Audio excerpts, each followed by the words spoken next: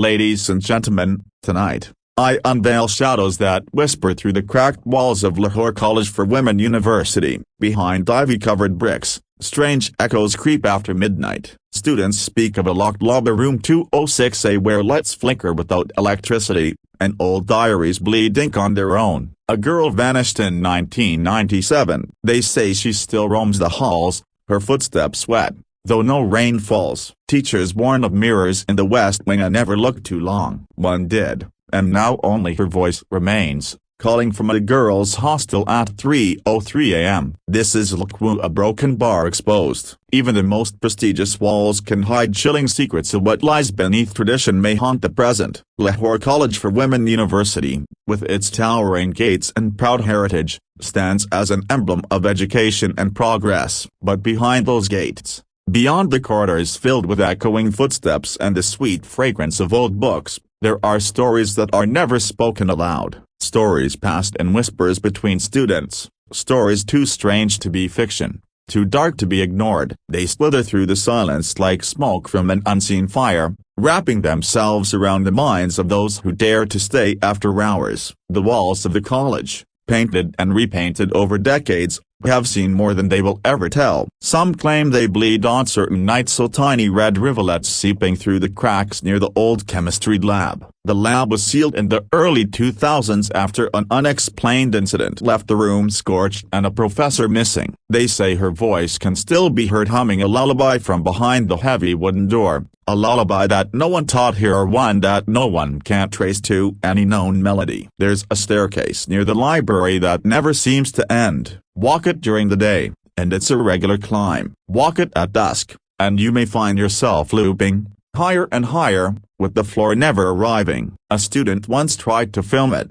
laughing at the silly rumors. Her footage stopped at the 27th step. Her phone was found on the stairs, screen cracked, still recording. Only heavy breathing could be heard, and a whisper, "Keep going." She left the college soon after, never speaking of what she saw. Eyes hollow like something had been taken from her. Mirrors, too, play strange games. The hostel's West Wing, closed for renovations years ago, has a hallway lined with mirrors on both sides. Not part of any design, they were remnants from a past project, but no worker dares remove them. A cleaner once tried to polish the center mirror. Her reflection smiled back before she did. She screamed, ran, and never returned. Now, students are told to avoid that corridor. But some don't listen. Some are drawn in by curiosity or dares. They come out different, quieter. Some stop talking altogether. Some write strange symbols on the walls of their rooms,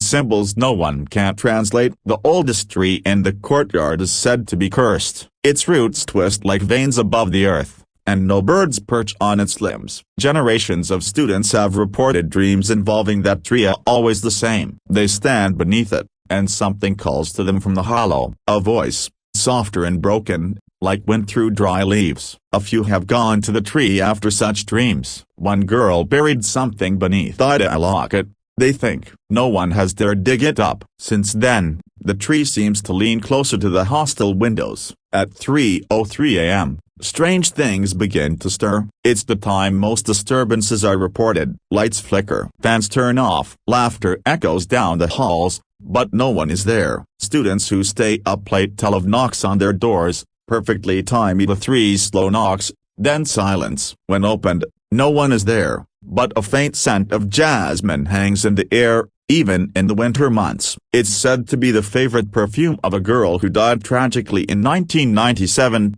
Pushed or perhaps pulled from the roof under circumstances that were quickly buried by administration. Her name was erased from the records, but the scent lingers. A professor, once skeptical of all these tales, decided to stay overnight and investigate. She brought instruments, cameras, even called in a friend who claimed to be an expert in electromagnetic disturbances. For the first few hours, nothing happened. Then the devices began to glitch, footage blurred, temperatures dropped. Her friend claimed to see someone in the mirror behind her, though the room was empty. The professor never submitted her report. She left LCWU that month, citing personal reasons. Her research notes were locked away but parts leaked. They mentioned recurring patterns, cries and static recordings, and a strange face that appeared across various mediums. She waits. In the art department's basement, there is a canvas unfinished, untouched since 1983. It belonged to a talented student who vanished days before her graduation.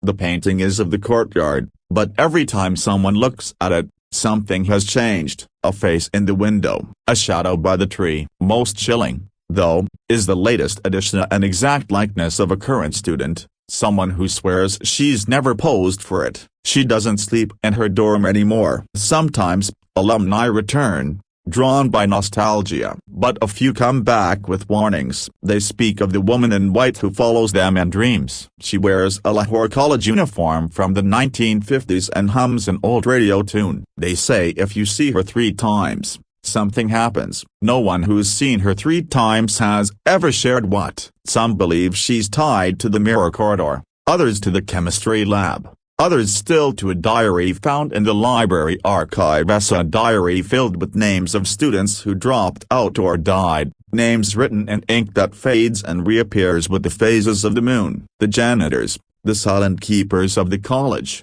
know more than they let on. One was overheard muttering, "Some rooms breathe, you know. You just have to listen." He refused to explain, even when pressed. That same week, he went missing. His mop was found standing upright in the middle of the corridor, as though placed there on purpose. The floor was wet, no water source nearby.